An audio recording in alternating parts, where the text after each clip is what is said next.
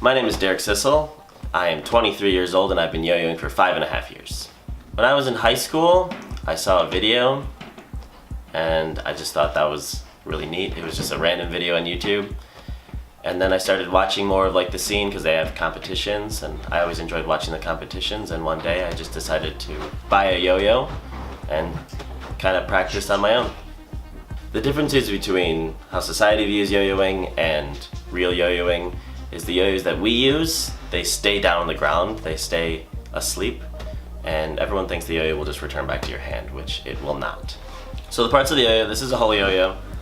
This is a mono metal, so it's all made out of one metal.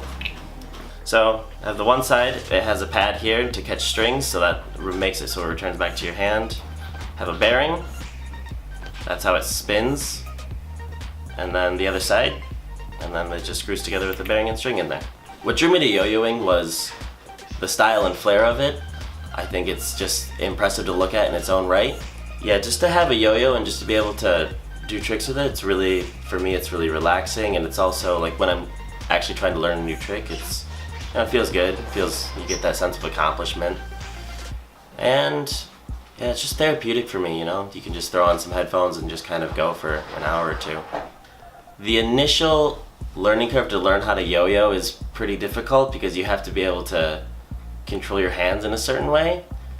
So, but once you get the first like 3 or 4 tricks down, you can kind of just start doing it naturally.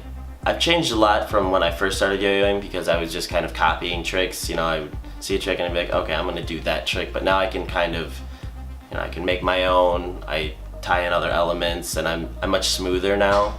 I can just kind of keep going with the flow, which I think that's really important when it just comes to looking at yo-yoing. It's nice to watch it, you know, flow around.